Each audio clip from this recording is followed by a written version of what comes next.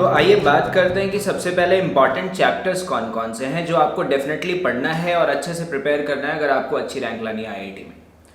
Class 11th वाले part से start करते हैं। अगर सबसे पहले आप देखेंगे units and dimensions, units and dimension में सबसे इंपॉर्टेंट पार्ट है आपका error and vernier calliper and screw gauge.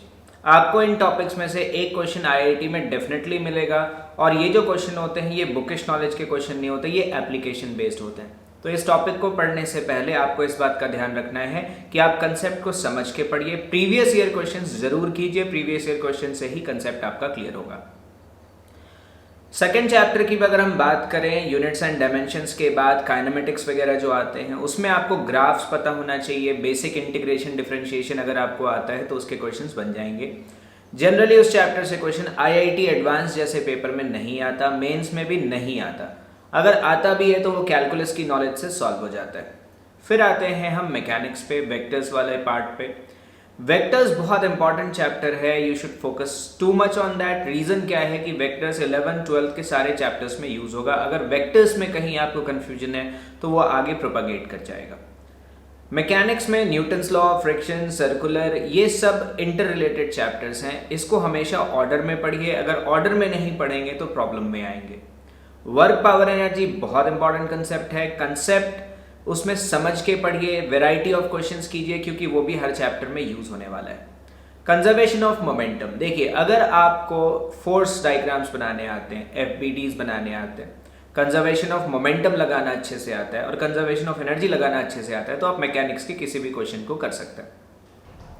Mechanics में अगर हम देखें तो सेंटर ऑफ मास पे इंपॉर्टेंट टॉपिक होता है, जनरली उससे क्वेश्चन आ जाते हैं, लेकिन सेंटर ऑफ मास के क्वेश्चन अकेले नहीं आते, वो हमेशा कुछ टॉपिक्स के साथ मिक्स होके आते हैं। रोटेशनल की जहां तक बात है, अगर आप प्रीवियस ईयर आईआईटी उठा के देखेंगे तो आप देखेंगे रोटेशनल के क्वेश्चंस बहुत ज्यादा आए हुए हैं, तो आपको रोटेशनल पे भी बहुत ढंग से फोकस करना है और रोटेशनल समझ के पढ़ना है। आपको फॉर्मूलाज रटने से नहीं होगा, अगर आपने सिर्फ एमआईज वगैरह याद कर लिए तो उससे कोई फायदा नहीं होने वाला। रोटेशनल के बाद बारी आती है ग्रेविटेशन की। ग्रेविटेशन से भी क्वेश्चन आता है, लेकिन ग्रेविटेशन रिवाइज करते वक्त आप एक काम कर सकते हैं, आप इसको इलेक्ट्रोस्टैट्स 12th के इलेक्ट्रोस्टैट्स के साथ साथ रिवाइज कर सकते हैं। दोनों मिलते जुलते सिमिलर कंसेप्ट्स के टॉपिक हैं तो थोड़ा सा आसान होता है। इसके बाद हम बात करेंगे फ्लूइड मैकेनिक्स की। फ्लूइड मैकेनिक्स फिर से आईआईटी के लिए बहुत इंपॉर्टेंट टॉपिक होता है। रीजन क्या है, क्योंकि जब आप इंजीनियरिंग कॉलेज में जाते हैं तो वहां भी उन चैप्टर्स के एप्लीकेशन होते हैं, तो जनरली उन चैप्टर्स से ज्यादा क्वेश्चन आते हैं। आपको फिर से वही करना है कि आपको कंसेप्ट को समझना है। मल्टीपल कंसेप्ट्स, कई बार एक क्वेश्चन के अंदर मल्टीपल कंसेप्ट्स अप्लाई होते हैं, तो आपको इस बात का ध्यान रखना है, उन मल्टीपल कंसेप्ट्स को आपको समझना पड़ेगा। इसके अलावा अगर हम बात करें 11th की तो एसएचएम वेव्स बहुत ज्यादा इंपॉर्टेंट हैं। और सबसे बड़ी बात बता दूं, एसएचएम एक ऐसा चैप्टर है जिसमें स्प्रिंग यूज होगा, पेंडुलम यूज होगा, फ्लूइड मैकेनिक्स यूज होगा। तो एसएचएम उठाने से पहले मेक श्योर कि आपने मैकेनिक्स और फ्लूइड मैकेनिक्स अच्छे से रिवाइज किया हुआ है। इसमें डिफरेंशिएशन का भी यूज होता है पूरे चैप्टर में, तो आपके बेसिक्स क्लियर होने चाहिए, खास करके ट्रिग्नोमेट्रिक फंक्शंस के डिफरेंशिएशन आपको बिल्कुल क्लियर होने चाहिए। वेव्स फिर से एक ऐसा चैप्टर है जो इन सारे चैप्टर्स को मिक्स करके आता है, पर वेव्स की सबसे अच्छी बात यह है कि वेव्स के क्वेश्चन स्ट्रेट फॉरवर्ड आते हैं। डॉपलर इफेक्ट वेव्स में बड़ा इंपॉर्टेंट है, बीट्स फिनोमेना इंपॉर्टेंट है। इसके अलावा organ pipes and string instruments, सबसे ज्यादा क्वेश्चन इन्हीं टॉपिक से देखे गए हैं।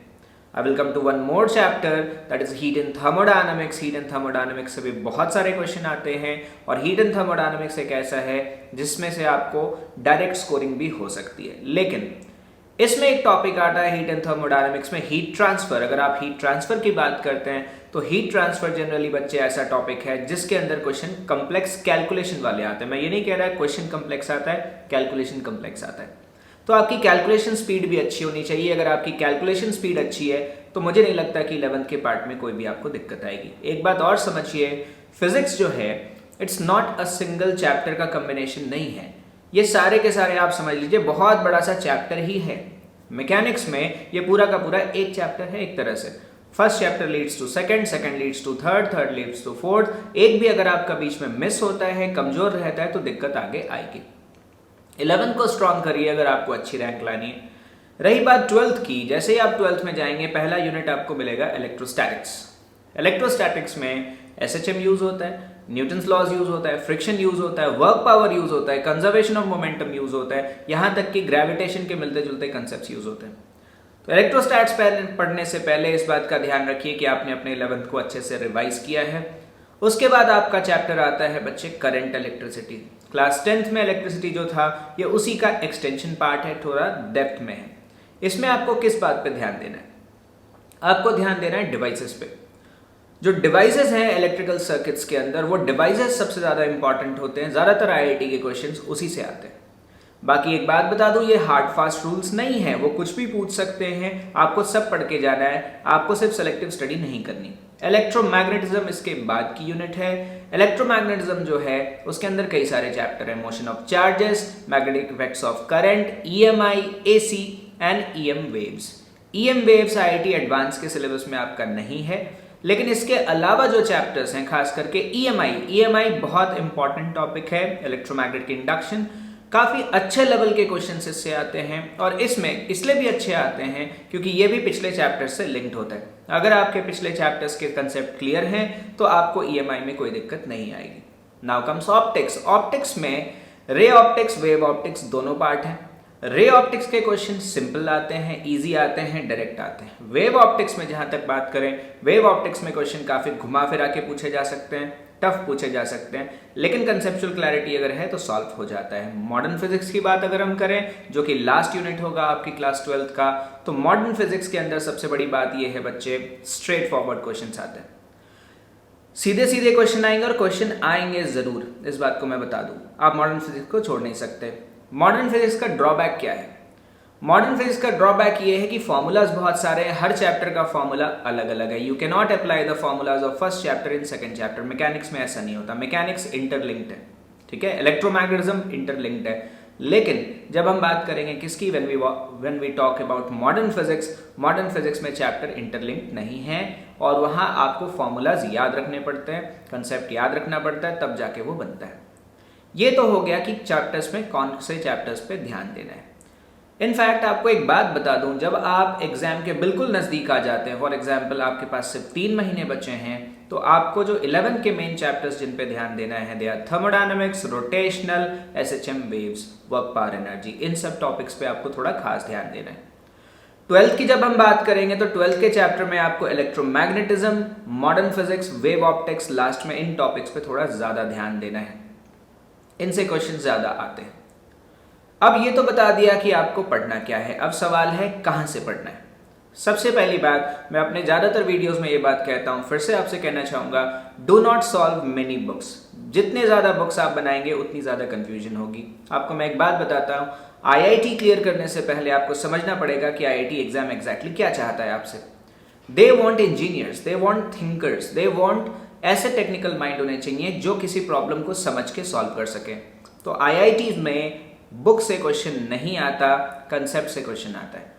पढ़ते वक्त कंसेप्ट समझने में 70% टाइम लगाइए, क्वेश्चन करने में 30% टाइम लगेगा बस।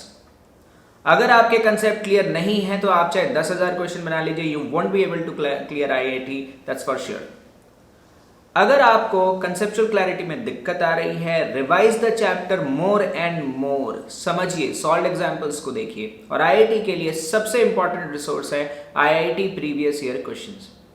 आईआईटी प्रीवियस ईयर क्वेश्चंस आपको इनसाइट देते हैं कि चैप्टर के अंदर क्या आता है, कैसे क्वेश्चन आते हैं, फिर आपको वैसे सिमिलर क्वेश्चन ढूंढ के बनाने हैं। फिर से वही कह रहा हूं, रटना नहीं है, कोई भी आंसर याद नहीं रखनी है, आपको कंसेप्ट समझना है कि ये कंसेप्ट कहां से आया, यही क्यों लगा, और अगर इसमें कोई चेंजेस आएगा तो कैसे चेंज करना है। बुक्स की जहां तक बात है, अगर हम बुक्स की बात करें तो मुझे सेंगेज की बुक्स अच्छी लगती हैं। एनसीईआरटी में क्या है, आपको एनसीईआरटी की पूरी थ्योरी नहीं पढ़नी, लेकिन एनसीईआरटी के जो एक्सरसाइजेस एंड एडिशनल एक्सरसाइज के क्वेश्चन है उनको करना चाहिए। ज्यादातर क्वेश्चंस का इंस्पिरेशन वहीं से आता है। दैट्स वाई हम अपने लेक्चर्स में इन सारे टॉपिक्स को, खास करके NCERT exercise and additional exercise के एक एक क्वेश्चन को लेक्चर में ही इंक्लूड कर देते हैं। One more important book for IIT is Irodov, लेकिन इरोडोव आपके लिए फायदेमंद भी हो सकता है, नुकसान भी हो कर सकता है। अगर आप सारे क्वेश्चन बनाने बैठ जाएंगे तो it will harm you.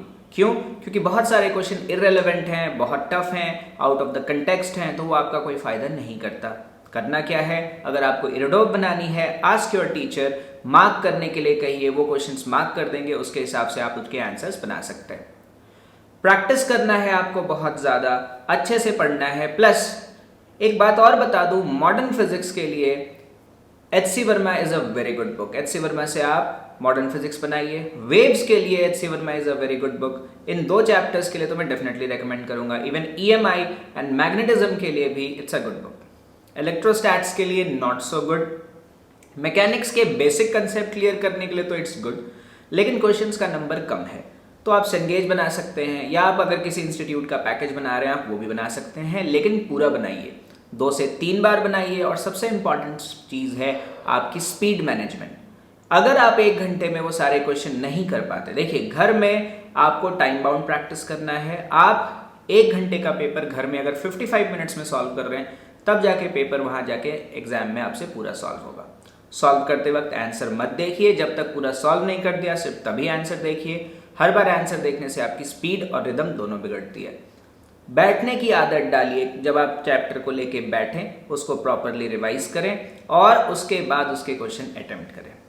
And trust me, अगर आप ये सारे स्टेप्स फॉलो करते हैं तो मुझे लगता है IIT में अच्छी रैंक लाना मुश्किल नहीं होना चाहिए। Thank you.